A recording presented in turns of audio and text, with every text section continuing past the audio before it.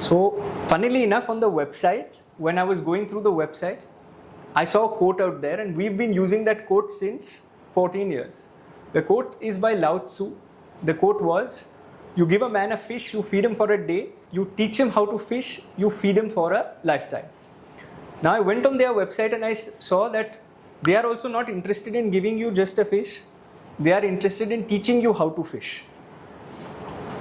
So this is the parallel that I drew, but when I was drawing the parallel, तभी मुझे पता चला saying that मैं तो सिर्फ बोलता हूँ, ये actual में करते भी है. और the living example of that is all of you, जो बोल रहे हैं इंग्लिश में, सोच रहे हैं इंग्लिश में, and then you are speaking up so confidently. But one thing I've observed, girls are smarter than boys. Yeah? Yes. आपके क्लास में same है? So then let me introduce the girl who's smarter than the boy. Please put your hands together for Radha Goenka. Thank you, Rishabh. That was such a nice introduction. Please. Thank you for being here. What you're doing is visible. The impact is visible. A young Hermione Granger is visible. So, मेरा पहला प्रश्न आपसे ये है that you went abroad and you studied.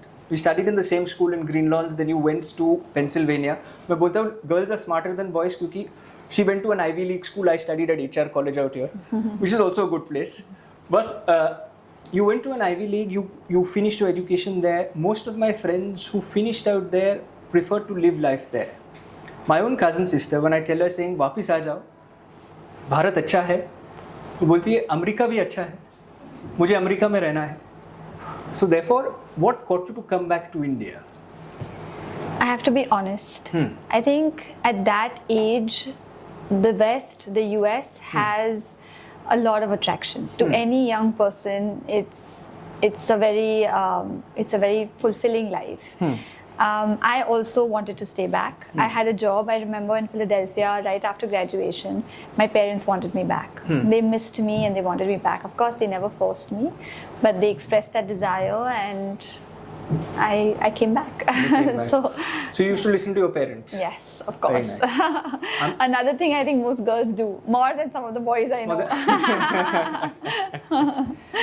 No, but what you said, that parents were protective of the daughter and the daughter actually listened. Now this is a clip I'll use on my cousin sister, saying that you must. But rather also, when you came back, you decided, unlike many others who would join family businesses, you decided to come back and then you said कि मुझे impact create करना है. That I want to start an NGO and I want to do something for society. तो कठिन हुआ होगा क्योंकि parents would want, saying that even today when my dad gets a chance, he's like, Rishabh, this is all great, but when are you joining the factory?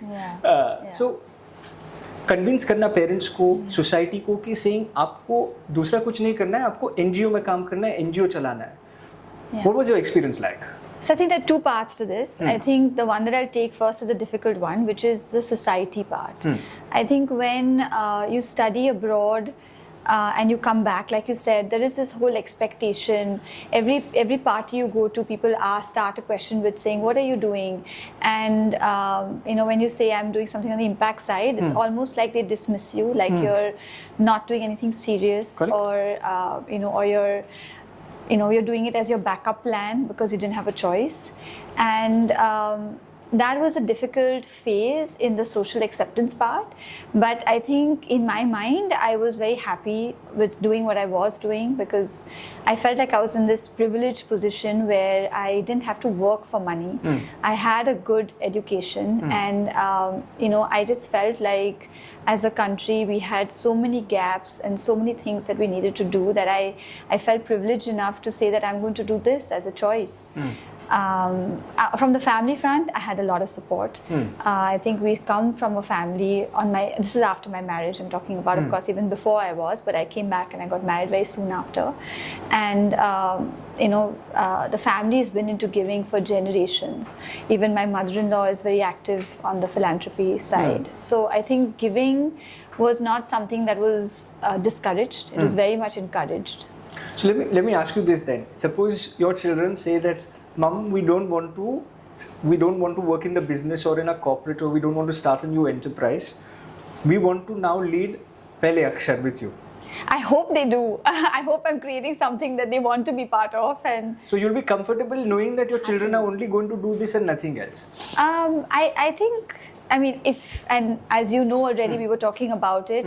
I do a lot of things. Like I Correct. started 3 NGOs. Correct. I write for the newspaper. Ji, bilkul. Correct. So I definitely think that they could do multiple things. Correct. But if they choose to do this full time, that's their choice. Correct. But I wouldn't want to force them. But yeah, I'm already putting those seeds in that, I hope, and actually my team knows my kids do get involved in summer breaks and are passionate about the work I do. So I do hope that they carry this legacy of giving forward. Oh, lovely. No, but then what would you tell parents who are yet skeptical? Because this video is going to go across to schools, it will be played in institutions, parents will watch it, it's going to go online. Parents sometimes are yet skeptical. Log bolte hain saying that charity should be done after you are 60, 70. Yeah. पहले खुद के लिए करो, बाद में charity करो. Yeah. This is the mindset that is largely there in our country and across the world. So, to a person who comes from a middle income family and who does not necessarily come from a privileged background, what would your advice be to that child and to that parent? Do you think that it is okay for, like say for example, our organization is run by 16 to 22-year-olds. तो 22 के बाद हम लोग भेज देते, otherwise we tell them saying आपकी hairstyle ऐसे बन जाएगी. Yeah. So 22 के बाद there are only a few people like Akhilesh. Now Akhilesh is 23 and 23 साल की उम्र में his parents usually come and they say that अरे he can do ABC, he's got a full scholarship at some university, etc. Let him go and do all of that. And Akhilesh's heart is in the place. So there's constant battle होता है saying that क्या करना चाहिए. So what is your advice? I would say that first of all, the social sector has changed. I think this sector is now very, very organized. I think the kind of work that's happening, the kind of money that the sector is getting is very large. I mean, our organizations have an independent HR and a finance and a marketing team. So I think philanthropy is very organized today than it was in the past. So one is that, it's no longer just something that you just did in an unorganized, just out of your passion and free time. It's definitely a learning ground in so many ways. I often tell people that I think the smartest people actually are in the philanthropy sector. I say that to my friends because I now have I have a leg on the business side coming from a business family and I'm on the philanthropy side. So I'm meeting people on both sides. And I definitely feel that the people I meet on the philanthropy side are smarter, more capable. We are working with limited resources and delivering programs and impact at scale. Correct. So, and if you think about it from a training standpoint also, so for people or parents who are concerned, if your child has worked in the social sector, trust me, he's capable of working anywhere and everywhere after that, because the kind of capabilities and skills you learn are just incredible, far more. In 2 years in the social sector, you would learn what you would in 4 years in the private sector. Because you'd be in one particular room, in one particular space versus having such a wide landscape of experience. And a case in point is Teach for India, which we were talking about earlier. TFI actually, its model is that people from the corporate sector come and volunteer for 2 years of their time and view it as an L&D. So we are sending people from the corporate sector into the social sector to learn and develop. Don't you think it's rather too late when they come from, it's a good thing. It's necessary at every stage of life that you give back. But that concept of giving back, if it is inculcated when you are young, like I remember when we were in school, at that juncture, at least when I was in school, it was not compulsory in order to go and do some giving back as such. Yes, we were taught about the concept saying, beach cleanup ke liye chale jao. या फिर there is one social activity that you participate in, but that's about it. There was not any formal structure like how the IB now has cash, where it's compulsory. The CBSE, ICSE is also trying to instill this in some form, but it's yet not ingrained in the education system. Until you don't ingrain it in the education system, you're not going to have a generation of leaders who actually believe in the concept of giving back. And therefore, sometimes I complain about the politicians that they're all for taking and less for giving. But that comes from the fact that you are not taught about it right from school. What do you think? Don't you think there should be a paradigm shift in terms of how I think it's already happening, and I like that's what I was trying to say. That I said that if you look at how it's happening at multiple levels. One is at the level of the sector getting better money, traction, more organized. I think schools are recognizing. I think young people today understand more and more. I think it's changing. I see it in the kind of people we attract as an organization. I think young people are very passionate and they want to make this a choice. Also, salaries have become very good for the social sector now. It's not comparable to a private sector, but I still think they're really good salaries, and besides that, you're getting job fulfillment. So many people I know in our teams itself have moved from the for-profit to the not-for-profit side, and maybe it is at a lesser salary to some extent, but not a considerable less. And I think they enjoy what they do. So I think their families are far more happier because they're coming back happier. So there's so many reasons why I think the sector is thriving, and I think it's changing. So yeah, it is changing. It's changing largely due to the efforts of so many organizations who are playing a role in it. 3 which you've created. One of the other things which is slightly outside the script, and I'll take the liberty, but please feel free to answer whatever you think is appropriate. But one of the things that I did study as well is the fact that you were very passionate about culture and Indian culture. Huge part about what I.I.M.U.N does is to instill the idea of India. कि भारत के बारे में समझो, भारत क्या है, उसके बारे में पढ़ो. So and history के बारे में नहीं सिर्फ, but भारत के बारे में overall. Yeah. So my thing to you is this, that when you promote culture and Indian culture, what is your definition or idea of India? What would you tell a school student who's watching today, saying what is your idea of India? That's a very loaded question, Rishabh, I must say. But maybe I'll take it from a different point of view. I recently went to Japan for a holiday, and what I noticed there is that people in Japan are so proud of their culture. And whether it's their language, I mean, you'd find it very difficult to speak in English in Japan. I mean, especially in the rural parts of Japan, they only speak Japanese. From their small little practices, culture, things that they did. And I started looking into it more. Why is that difference there? One of the reasons that's there is that Japan was actually never colonized. It's been ruled by Japanese people for the entire existence of Japan. We, on the other hand, as India, we've been, ruled by the Mughals and then the British. And I think that actually makes us more unique. So I think some part of who is India and what is India is, I think, really rooted in your history. So if you start understanding that, we realize that we're actually all one, and over a period of time, we imbibed culture. Like today we are speaking in English out here and I'm promoting English, but it was brought to India from the British. Does it make it any less ours? It's still ours. It's our own English. It's like, Rishabh, when we talked a few minutes ago, it's the Indianized English that we have. And that's okay. So I think, I don't know if there's a straight way to answer that, but I think India is its history. India is its past. It's the culmination of everything we've been through that makes us what we are today. How beautiful. It is a confluence of everything that we've gone through, and I think that confluence is time tested, and then there are certain values which, like Vasudhaiva Kutumbakam, which are so rooted in Indian culture, which makes us that unique civilization that can actually go out and unite people. Yeah. And I think understanding each of our, all the eras in our past. Correct. From, like you're saying, the really old mythological past. Correct. To the Mughals or the British. I think just the more we understand everything that our past was, the more we understand who we are today, because we are kind of holding all that history within us. So Ma'am simply बोल रही है कि history पढ़ना चाहिए. History is interesting. I think it is really. It's stories. So. No, of course. And if you don't understand where you've come, if you don't know where you've come from, you won't know where you're going. This is what I fundamentally believe in. And therefore history पढ़ना तो बहुत ही ज़रूरी है. And it's not just one time era. It's all across. And like you rightly mentioned, from the Vedic civilization to now, there are many imports that India has had. English is one. And you have actively promoted English. There's no doubt that it's the lingua franca of the world. And the fact that India as a civilization or a population is hugely benefited because we know English in comparison to our Chinese counterparts and so on and so forth. But today, there is, in the new education policy, English is no longer a native language. Now it's considered a foreign language. What are your thoughts on this change in the NEP? I think it's fantastic.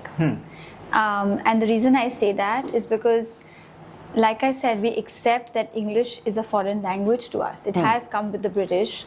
But when you embrace that, you realize that the internet is primarily in English. English opens up doors. And because we were a colony, we are using it fairly well in our country. Whether our legal system, our entire legal system in India is run, courts function in English. So English is very intertwined, where it is easy for us as a population to learn it. What the NEP is trying to say is that if you have your mother tongue is Marathi or is Tamil or is Bengali, wherever you come from, you go to school and you benefit by actually learning in your mother tongue. So you would rather learn math or science in Marathi or Bengali because you know that well already. You're already fluent when you enter school in that language. So you learn your fundamental blocks of learning in your native language, but doesn't say you should not learn English. You should learn it, but learn it as a second language, as a foreign language. Learn it because it opens up doors, because it gives you access to the marketplace and more learning and everything that the internet has to offer. So actually, I would say I think it's a great thing. Also, one of the other things that NEP did was, so far in India, we had a 2-language rule. And the reason why English was not given importance is because we had a 2-language rule. If I was in Maharashtra, I will have to teach Hindi because Hindi is our national language. And because I'm located in Maharashtra and my native language is Marathi, I will teach Marathi in school. There was no room for a 3rd language. But what the NEP did is they made schools now teach 3 languages, which is actually fantastic, because now they said you learn Hindi, you learn Marathi, but also learn English. So they actually made room for English. So in some sense, it's more supportive towards English. That's an interesting viewpoint, that in some sense that it is more supportive to English, because a lot of people say that when you shift English from the primary language and make it an optional second language, that basically means that now English has become an option and it's not become something that is what was mandatory. Like a lot of ICSE, CBSE schools now are encouraged in order to teach in their mother tongue. Whilst that is not wrong, and I don't know how many green lawns of the world will change and become and start teaching in Marathi all of a sudden. But the idea being that this becoming a second language, you view it positively and not necessarily the other way around. I think it is, I mean, in the way I view that policy, I read that policy is it's doing this to make room for English. Because today you're talking about a green lawns, but that's a private school as a minority. We're talking about 90%, which is government schools, which operate a lot in regional languages or in Hindi, and they are the ones that are struggling. So you've actually brought English into the mainstream. You've made room for it. And look at South India. For them, already their second language is English, so there you made room for Hindi. Because it was Tamil and English, and you made room for Hindi there. So, rather than tell me this, I concur with what you just mentioned, but when you think in English and when you speak in English is very different from the fact that if your first language is something else and then you're translating it in your mind and then communicating per se. And therefore, when English is not the modicum of instruction, then don't you think that it will yet lead to people first processing what is happening and then and I think that's absolutely fine. In fact, Pehlay Akshar itself is a functional English program. Understood. Our entire curriculum is based on ESL. So, all the kids here they're all learning English as a second language, and you just heard the Hermione speak, and I think she spoke very well. So it works. It works as a medium. So. Right. No, lovely.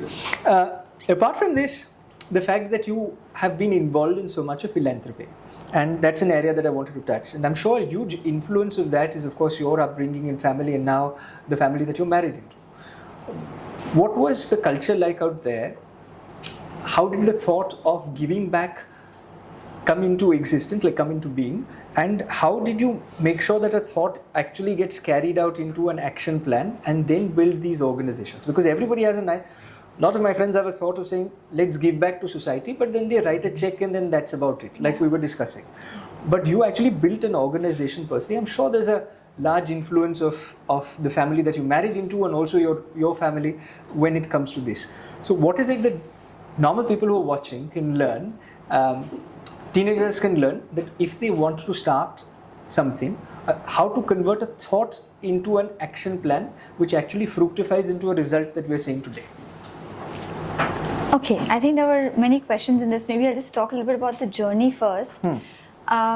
So I think the family that I'm married into, I think, is believed in giving, for generations. And I think we've had, lots of people in our history who've done great amounts of giving. I think historically the family came from a philosophy that if my right hand gave something, my left hand shouldn't know about it, which I think is just very noble.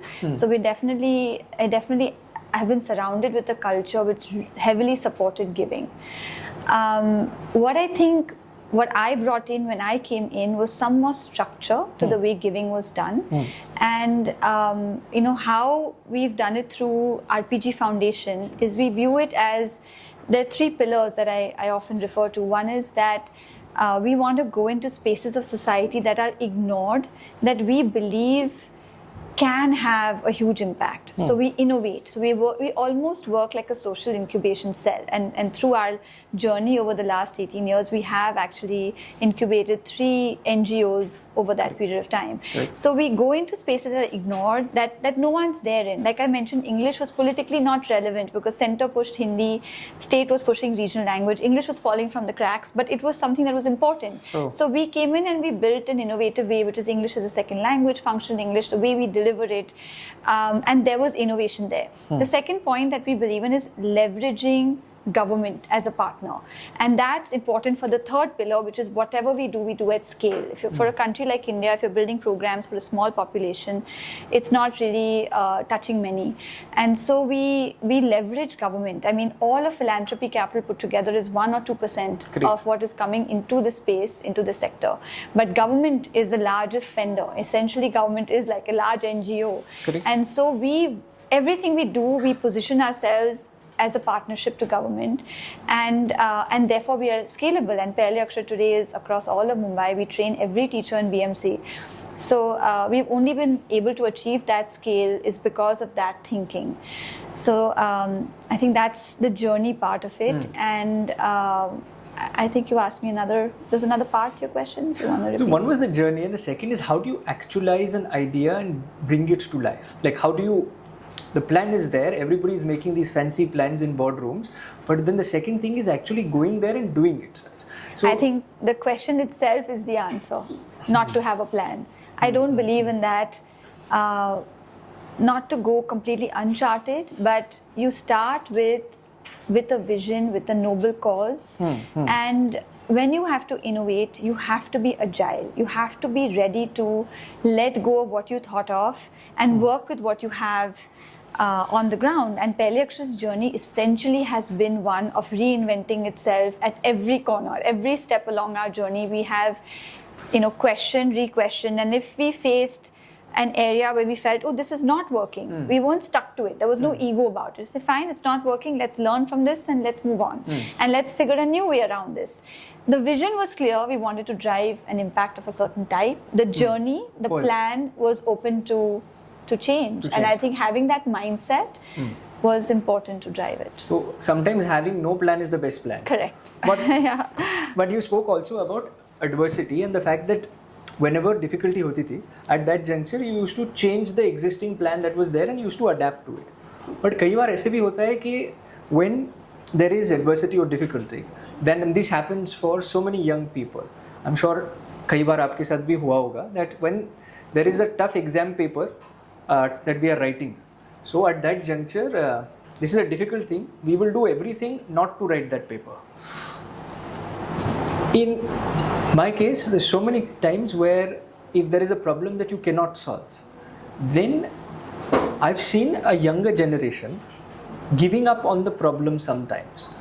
Vast majority of them say, okay, let's then just skip this paper and we'll attempt the next one. Now, this is not the thumb rule for the entire generation, but there are very many who feel like this. They deal with adversity very differently because of concepts such as soft parenting.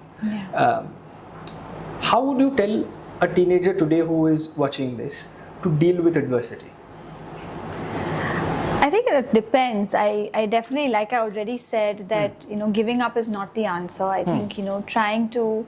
I always, on a more philosophical level, I always believe that conflict of any kind, whether it is in your professional life or your personal life, actually comes to you because you need to grow from it. And if you view conflict as something that I need to learn from, I need to, it's come to me because there's a reason why it's come to me, and I need to improve myself and grow from this, then you start viewing conflict differently. That's not to say that if you're a small built person, you're going to try and push a wall. I mean, that's silly. So there are limits to what you I mean, there are some things which are just not reasonable or rational, but for most things that you think are impossible, if you keep at it, it very often becomes possible. Maybe not in the way you imagined it, but in a different way, but new doors open. And this is something you realize only when you look at things in hindsight. That's why there's a famous saying, vision in hindsight is 20/20. That means that when you look at things back, you're like, oh, acha hua, ye aise hua. But while you're going through it, you might feel like, why is this happening to me? Why me? And when you're going through it, तभी, sorry to interrupt, but anxiety जब होती है, मतलब घबराहट सी होती है, saying that I'm going through this, कल exam है, पढ़ा ही नहीं है, अब कल पेपर देना है. These are the smaller issues, but these are the real issues. And so then when you're going through all of this at that juncture, how do you deal with that? Because in hindsight, everything looks better. In retrospect, in analysis, everything will look nicer. But when you're going through it that time, it's a very difficult thing. So how do you deal with those kind of emotions? When you're talking here, I'm thinking of I'm sure you'll have all seen these cartoons where there is one angel and one devil on the shoulder. So I think that the devil will say, "Arey, ye mujhe kyun ho raha hai? Why is this happening to me?"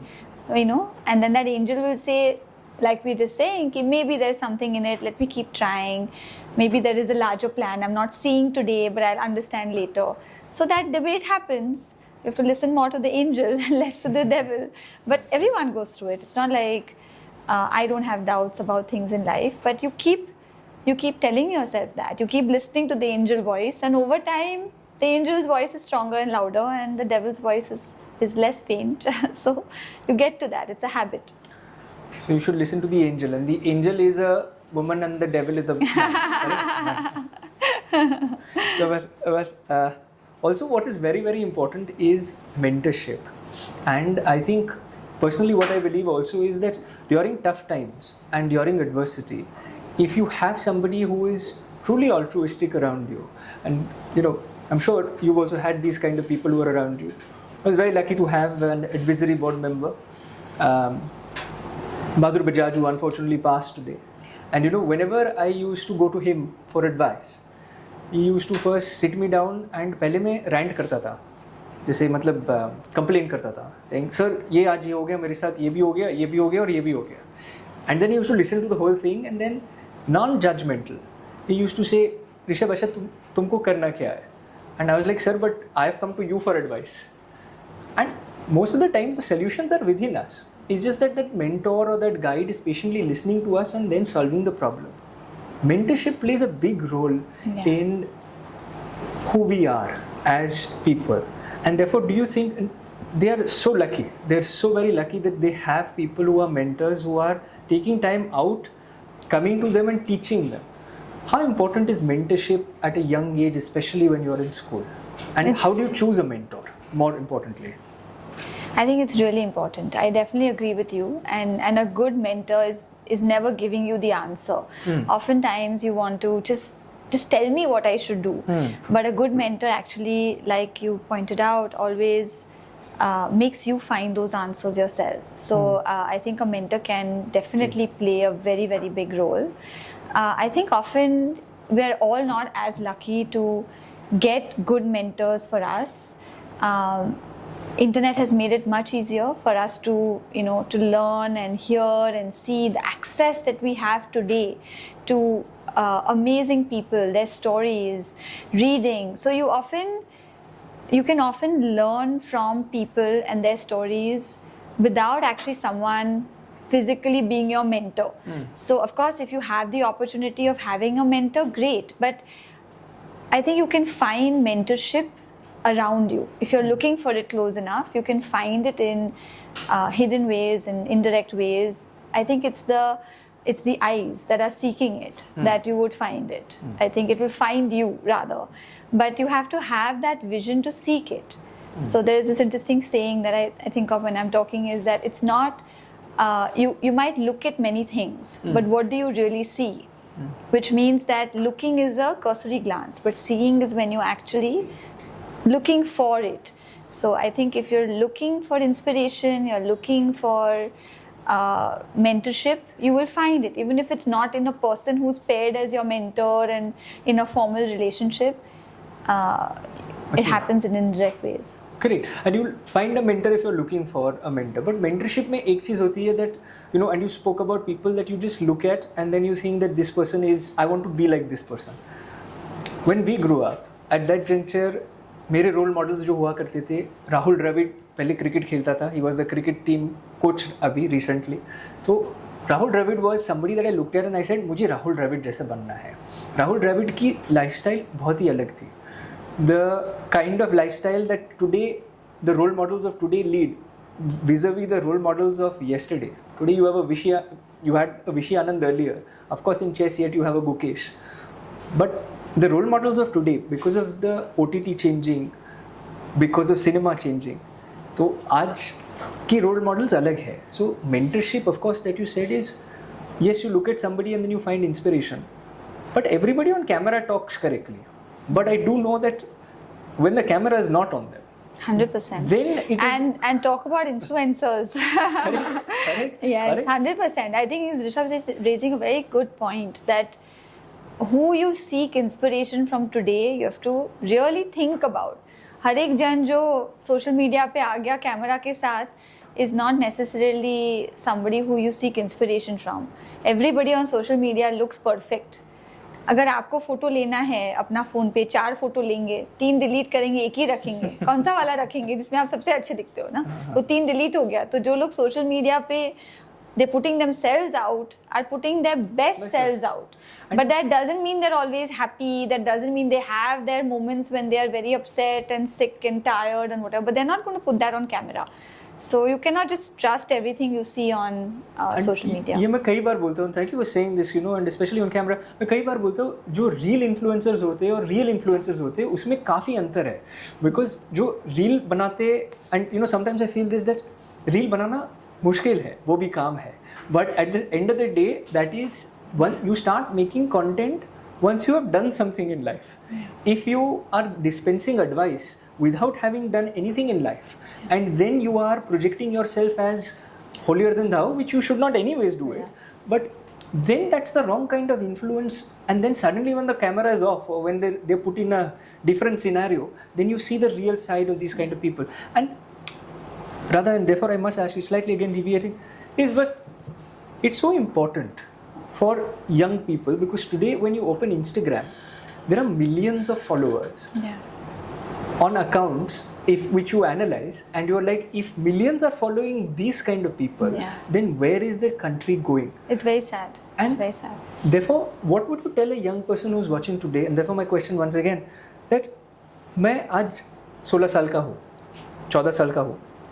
I don't feel like that yet.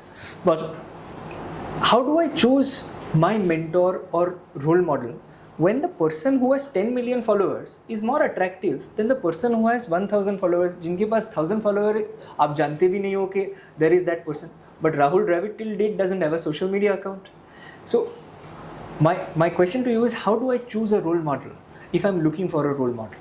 I don't think there is a direct answer to it. I think I would say 2 things need to happen for this. One is, I think at a more policy and government level, I think every time there's been a disruption in communication. So when television pehle jab aaya, that time it was a new medium that TV came in and advertisement started.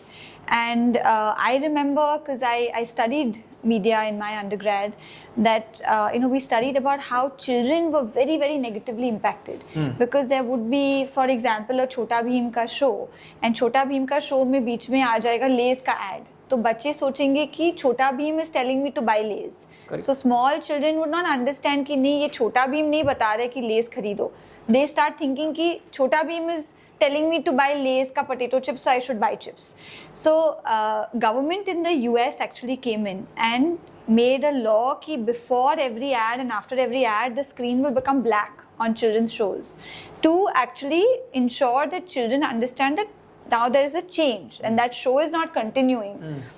So somewhere I do think that policy and government will bring in, I hope so, over time, some kind of regulation, because a lot of young, impressionable minds like all of you here don't understand what is real and what is not real. We don't understand. I mean, after so many more years of experience of living, we can't tell that children are more unlikely to be able to tell the difference. So I think at some level, I do hope that it takes time. It takes years for some of these things to correct. But as a society, I do hope that there is some correction there to this medium.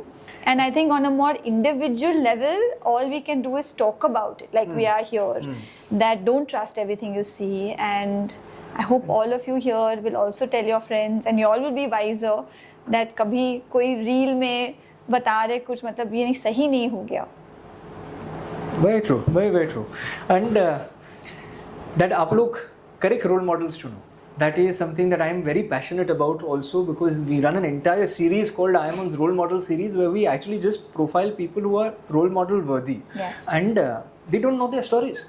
They know their stories, but they don't know their stories. जैसे PT Usha जी. PT Usha जी के बारे में आप जानते हो? Yes, no. हाथ ऊपर करो. How many of you know about PT Usha? Nice. So this is the thing. And how many of us know about Hardik Pandya? हाथ ऊपर करो.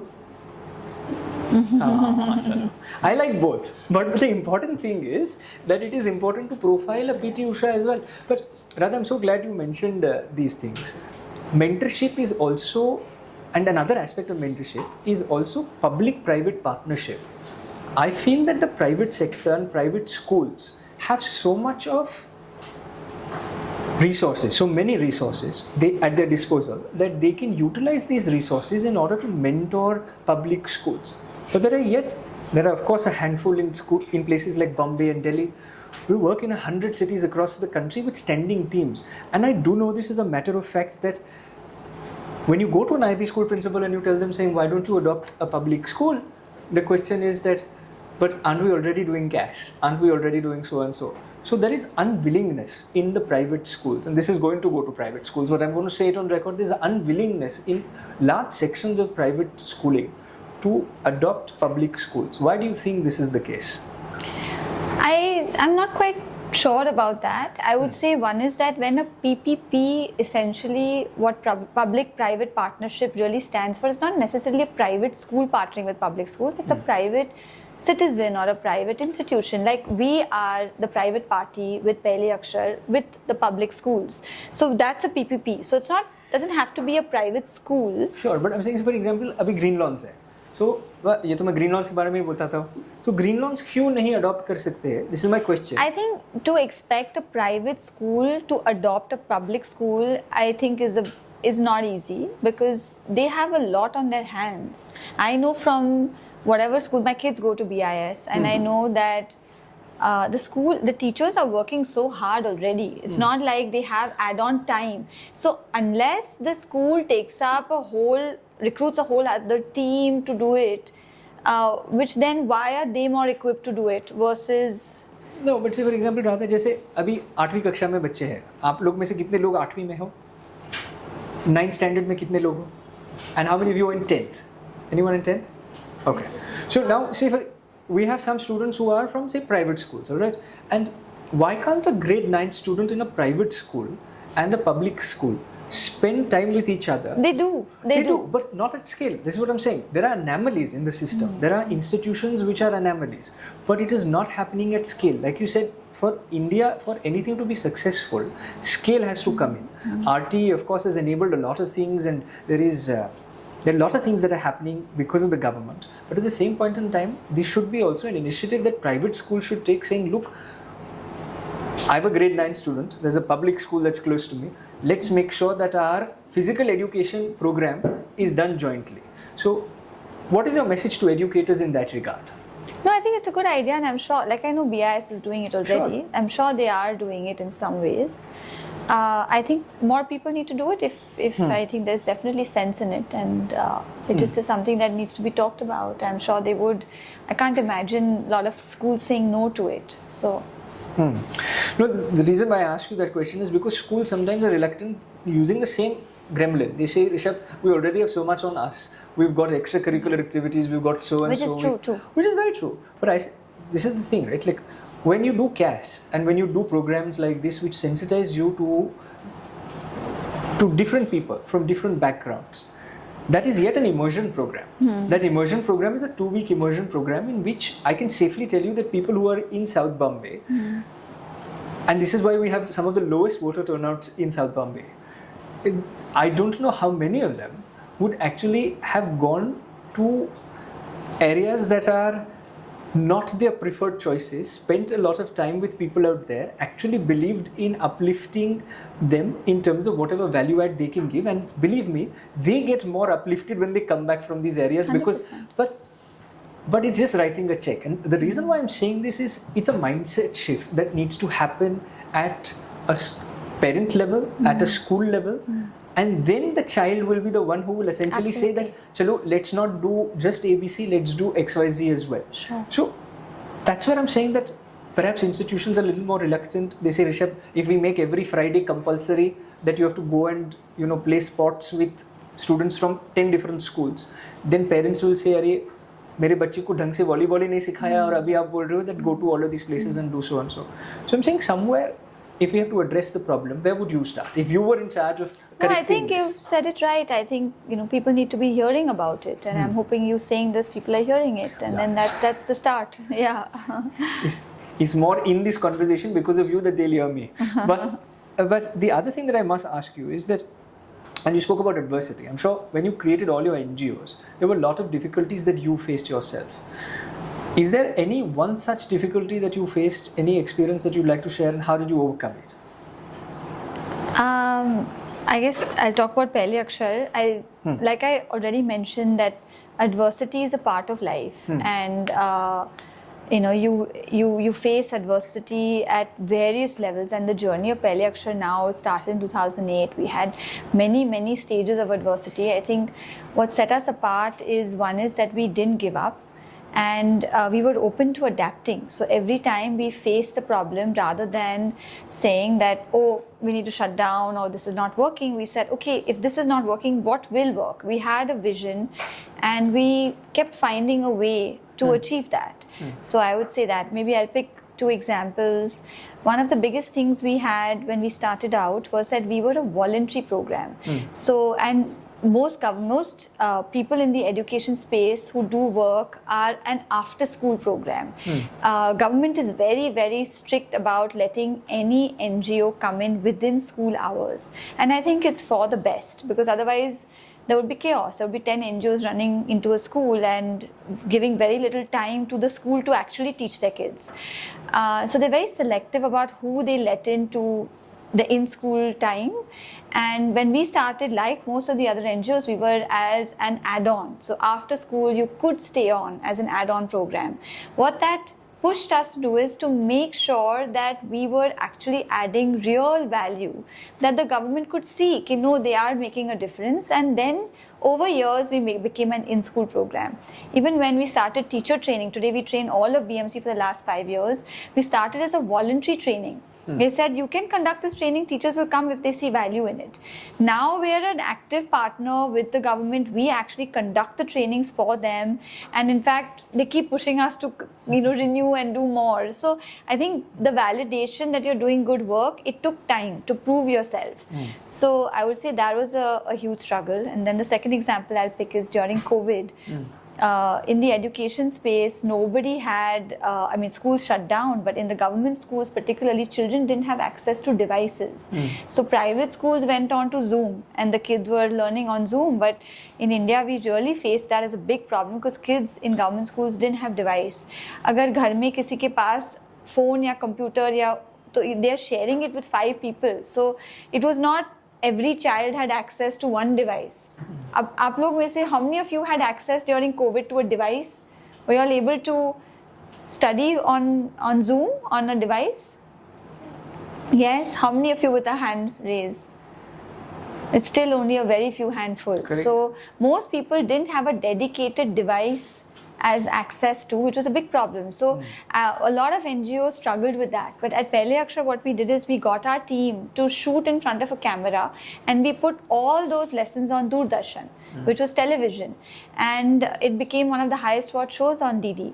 So I'm just saying that mindset of, so it was a huge challenge, but rather than saying that let's not teach, we can't do anything, a lot of NGOs shut down in the education space. We pivoted, and we took it on as a challenge to become better. Adversity, after all, is the mother of all opportunity. That's what I keep mentioning, saying that that's something that if you view adversity in that manner, then you will be able to overcome anything. Correct. But the only thing is that the mind space has to be there. You should be surrounded by the right people, and I think mentorship also, like we discussed, plays a big part in this. But I must ask you, because you're so passionate about education and we spoke so much about education, that if for a day, if somebody said from starting tomorrow for 24 hours, Radha, you are education minister of our country, so aap kya karte? What would be I think the answer I'm going to give is basically going to negate that opportunity ever for me, because I'm going to say things unpopular. But unpopular things are the most needed, no? Yeah. Sometimes, yes. I think the biggest problem we face in the education space in India is quality of education. I think in terms of policy, we have a very good policy. I think NEP is very progressive, and the problem is not at the idea level, it's at the implementation level. Where we are falling short is implementation, and the biggest problem being quality. Today, India is actually one of the rare countries where 90% of our kids in the primary years go to school. 90% of kids in India go to school. So that in itself is such a fantastic number, and it's all thanks to right to education, which was a policy that came before. Correct. With the midday meals and a lot of the kids in free education and many things that they did. But where it failed was on quality, and I think NEP is trying to bridge that gap. One of the key things that I think we're missing in the reason why quality is suffering is in our teacher quality. And when I say that, I think it's from our recruitment process, which is very political, which I think is the unpopular thing to say. I think we have a lot of reservation, and we have a lot of bureaucracy in the way teachers are hired to become teachers. Correct. I mean, I am a huge proponent of reservation. I think it's one of the best things that we can do as a country. But at the student level, we should have it but on a teacher level, the focus needs to be quality. It should be merit driven. If our teachers were not only selected on merit, but also given promotions on merit, versus it being that if you've served 20 years as a teacher, you get a better salary. It should be on your performance. So like we look at companies, I would say teacher selection and quality could be something that, and then the second thing could be digital. I think digital is a huge opportunity, and as a country, India, we already have such good access network that if we could give infrastructure, if every school in India had access to the digital education, I think that would be really enabling. Oh, absolutely. And also that education is also sometimes very political, I think. What you said is very, very true. These 2 points, of course. But it's a political issue. And I feel that NEP अच्छी policy है. But कई बार लोग बोलते हैं कि हम oppose कर रहे हैं because, and people have said this, we've got so many people from I.I.M.U.N who, from Panchayat to Parliament, we have 41 of them now. And when I talk to them and I ask them this question saying that, why are you not implementing NEP? They're like, Rishabh, we're in opposition. And I'm like, so, but if you're in opposition, does this not... and of course, now they give me advice and I don't give them advice. But the idea that sometimes policy, just because you are in the opposition, is opposed. And because education is a concurrent subject, both state and center have yet a say in education. Do you think that it is time perhaps to, over a few years, and whichever government comes in the center, that it should be either state or center? Because when you have both state and center, then unless you have a government of the same party in both, NEP will never get implemented. Example. Or they will reverse the NEP and they will call it ENP, and they will implement the same program but differently. So my thing is that when there are certain elements that are outside of government, like education, and if it is bipartisan also, that's the ideal way. But if it is not bipartisan, then is there some other way that we can make sure that education actually happens in our country, and it's not something that you fight about because you are in the opposition? What would your advice be to a future politician who is watching you today saying, so I don't know what the question really was, but I would say that I don't necessarily think that having a different central and a different state government is a negative, because somewhere our democracy is much more stronger with that kind of, so there are pros and cons to both. Yes, if you were fully aligned, then you'd have more say to do things, but then there are also questions that could go wrong also. So somewhere I'm a huge proponent of democratic processes. Like I said, I think it's a messy space. It is a very political space, and I would start with the two things that I think you would have to focus on one or two actionable, real things that could make a difference. And like I've done in my journey, you have a goal. I want to improve quality of education, and then you work through different processes until you achieve it. But rather, just to elucidate, because sometimes the question becomes a statement and less a question. So just to elucidate and make sure that it is coherent, the idea that when you have this as a concurrent subject, then you have multitude of people who are taking a call on what should be taught in a school. In the Mumbai public school, what should be taught which is also democratic. Which is very democratic. But at the same point in time, where you spoke about how OTT needs to, and not in as many words, but how we need to be careful about the content that children are watching. Don't you think we also should be on the same page when it comes to content that is being disseminated in the schools? And that if you keep two different political ideologies... See, I think if I look at history, because we've been working this way for years, and if I have to look at Maharashtra curriculum, which is what we are actively teaching on the ground, and my experience with the curriculum is, it's pretty good.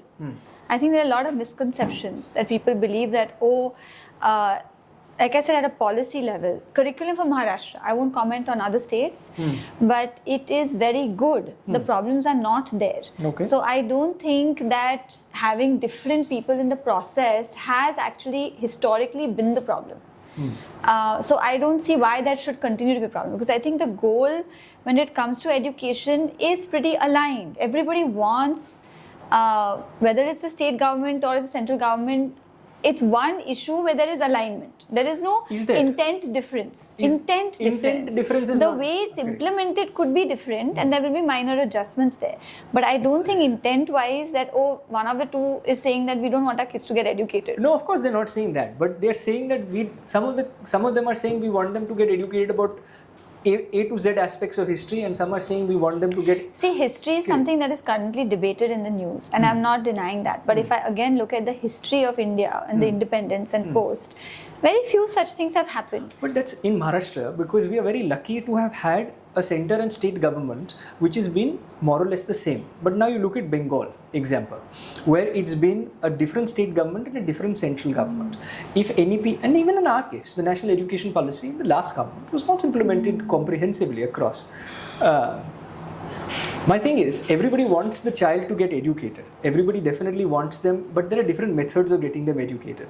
And in that, like you said, there has to be clarity of thought, where we need more people like you and less like me, who are able to be more coherent and try to articulate the fact that, look, we need this vision document implemented till... And in that, I do sometimes feel that politicians need to get along. Do you agree to at least that principle, that politicians must get along, or do you think that they do get along, but they do get along? That's my experience, and I don't see that much disparity in, especially in the education sector. I think, like I said, I've seen and I've interacted with, from politicians to IAS officers, and they are very smart, very well-meaning, and genuinely trying to make this work. So I think it's easy to kind of say, that's the problem. It's easier to be the one poking the hole. But if you're actually sitting there trying to, solve, you realize, and when you look closely, you realize that they're doing the best that is possible in the situation. And if you or me was on that chair, we would probably be doing the same thing. So I think sometimes I think it appears differently from far, and like I said, in my experience or whatever, I have worked in this sector for 18 years, worked closely with government.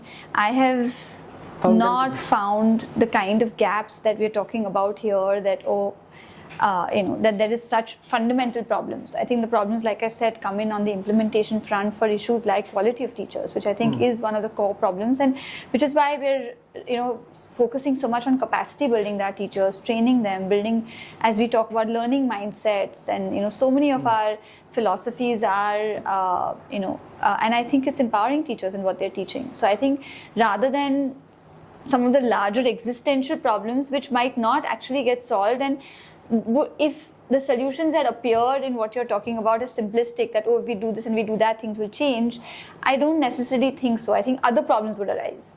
So I think I personally find that the problems on the ground are easier to solve, and they're solvable, that I would focus my energy on that.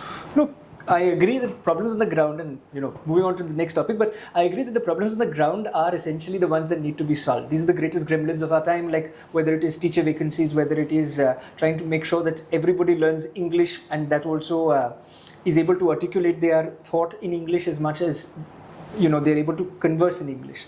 But at the same point in time, I will agree to disagree, and I think that's the beauty about our country, that we can have different opinions on the same subject area, that it is imperative perhaps somewhere that if the larger nuts and bolts are not properly put in place, then I'm not denying that. Correct. You need to put that into place. I am not denying that. Correct. But I think NEP is pretty progressive in the way it is designed. 100%, and therefore I sometimes find it, I'm at the receiving end of being told, saying, Rishabh, you don't understand the complexities of politics. But then again, I'm going to utilize your conversation as saying, look, there are people who actually believe in this system and who believe in this, and therefore we must get policy passed. So that's one thing that I'm definitely going to do. But another thing that you spoke about, and I strongly believe in, and that will be the second last topic of my conversation, is strong values, and to get young people, and that's something that we agreed upon, that they should get good role models.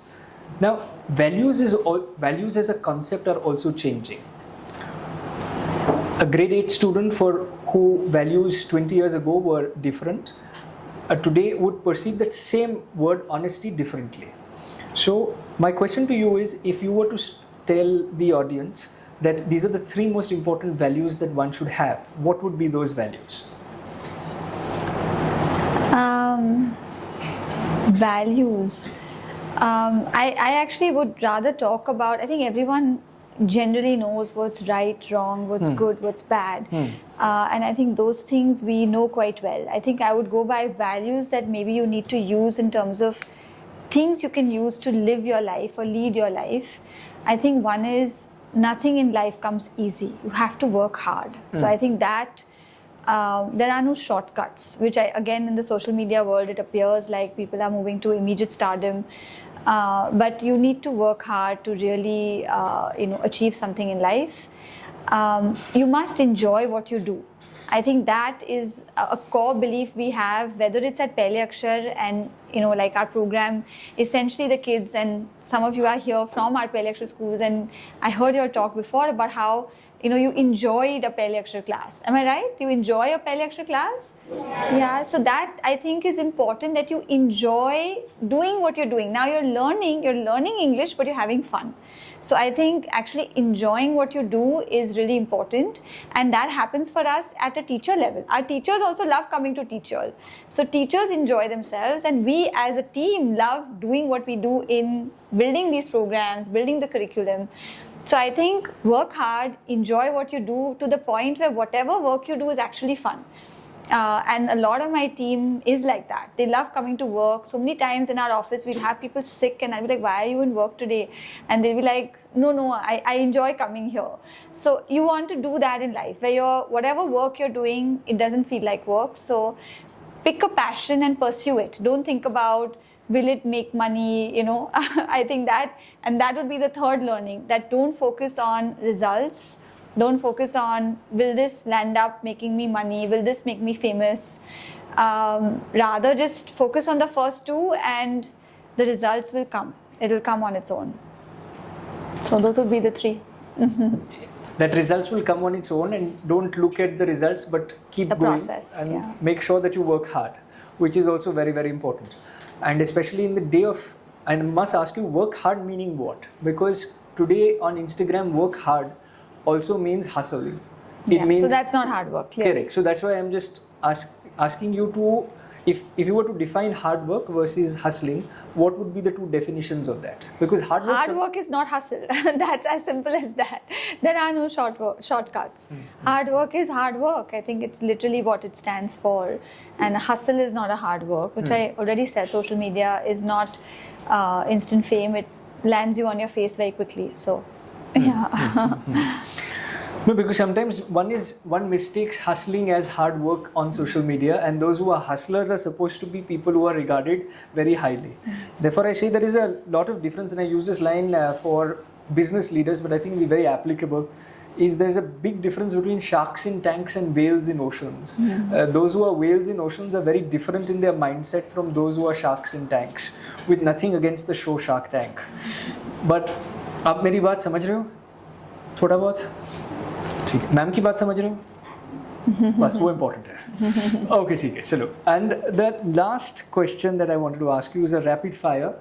It is modelled after the very popular show. आप देखते हो coffee with Karan? Coffee with Karan show देखते हो आप? नहीं देखते? देखते हैं. अच्छा, okay. So is modelled after that. It's we don't have a very big hamper. It's a smaller hamper. Oh, I don't need a hamper. But the first thought that comes to your mind when I say the following words, when I say Pehlay Akshar, then what's the first thought?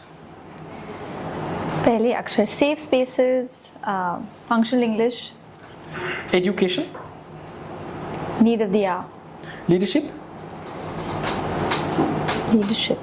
inspiring, social impact,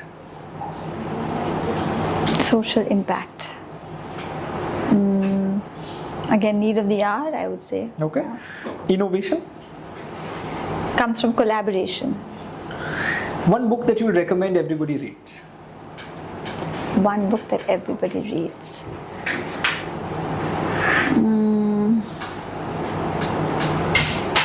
That would be a tough one because it really is a very personal choice. But I mean, I really enjoyed Fountainhead. They're still a little young for it, but I would say it was an impressionable book for a youth. So Ayn Rand, it's a classic. So maybe at 15 or 16, I think that could be a good book to read. Super. And when I say youth, what's the first thought? The future. And the last one is the most important one. We give the hamper basis this. When I say India's international movement to United Nations or I.I.M.U.N, what's the first thought that comes to your mind? Incredible. I think it's really the need of the hour, and it's incredible that you all are doing this. Really. Oh, sorry. We give two hampers now. Yeah. No, but Radha, it's been a pleasure being Absolutely. able Thank to you. do this and to be in conversation with you. I think what you threw light upon very important issues, right from the value systems, which you spoke about in less in terms of values but more in terms of skills and what they can do with their life, to sharing your journey, to talking about Pehlay Akshar, to talking about English. I think you've covered a vast array of different subject areas, and I think the highlight for me in this was your definition of India, where you said India is an amalgam of everything that has been and currently is, and I would like to add, and will be. Absolutely. And therefore, if that is the idea of India that we are pushing, I think we are going to do some percentage of work that Pehlay Akshar has done. So thank you very much for Thank doing you for what you having do. me.